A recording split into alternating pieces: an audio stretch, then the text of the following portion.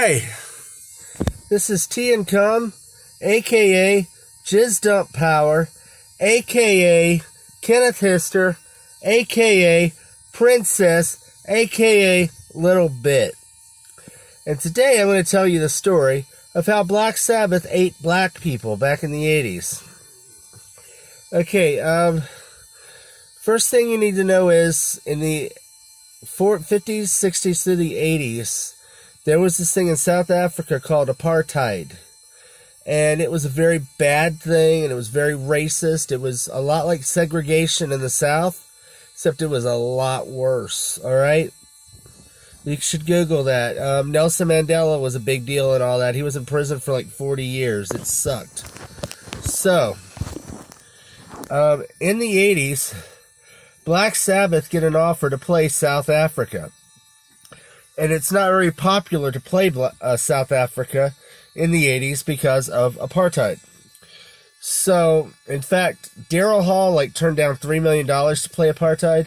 And there's this awesome song that's kind of inspired by We Are the World, where Steven Van Zandt gets all the best black and white musicians to play a song called We Ain't Gonna Play Sun City, which is the city in South Africa that's like this big casino resort type place, and it was really gross and pissed everybody off. And Steve Van Zandt, he united the best New York punkers and New York rappers to be in this song about apartheid, and everybody was in it. And if you blink, you'll see Stiff Baders. Okay, there. Okay, the drummer for Black Sabbath is at this time, we're talking about 84, 85, I think. Correct me if I'm wrong. Was a guy named Bev Bevins. Bev Bevins is most famous for being in a band called Electric Light Orchestra, which of course had all those hits like Don't Bring Me Down and I think it's called Mr. Blue Sky, Ordinary Day, whatever the fuck that is. And he's also famous, well, not as famous, for being in a band called Electric Light Orchestra 2, which had him as the only original member. And if you're my age, you saw all of his records in the 99-cent bin every time you went to a record store. Okay, so Bev Bevins finds out that Tony Iommi, guitarist for Black Sabbath, for those who should know, is playing South Africa. And he's like, I'm not eating black people. So he quits the band, okay? But Tony Iommi has been convinced by his promoter, who for some reason is a black guy, that apartheid was over, and he still swears to this day that he didn't know apartheid was going on. I should have said this at the very beginning, but I'm going to say it now.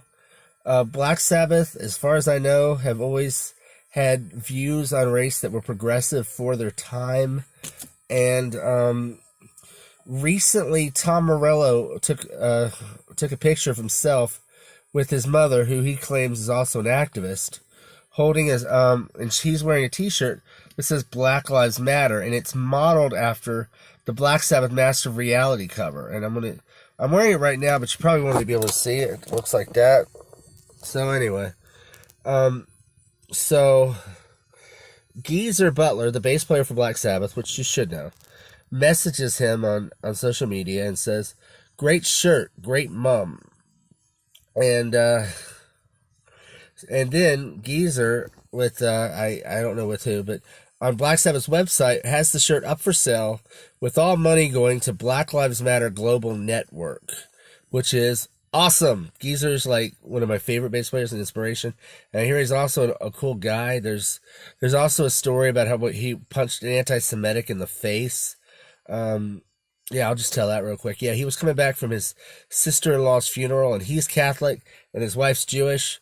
And when he walks in this bar, this guy goes, "Hey, you're in the entertainment industry. Can you explain to these people how the Jews run anything?"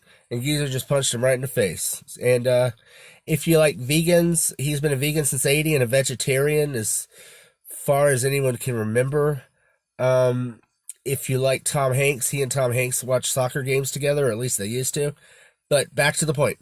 Okay, so Bev Bevins says, "I'm quitting Black Sabbath because I don't eat black people." And I eat black people as a joke from an episode of Young Ones, but you should watch that too.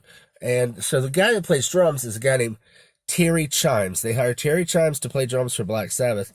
And Terry Chimes is the original drummer for The Clash. Now, I want you to think about this for a minute. Bev Bevins, the guy from Don't Bring Me Down, Bruce, said, I'm not eating black people. But the drummer for The Clash said, hey, I'll eat black people, sure. Now, here's what makes the story even more awful than it already is. While in South Africa, Terry Chimes fucks up his back, and he goes to a chiropractor, and the chiropractor does such a great job that Terry quits drumming and becomes a chiropractor. And then, I guess they all ate black people, but that's my story for today. Bye-bye.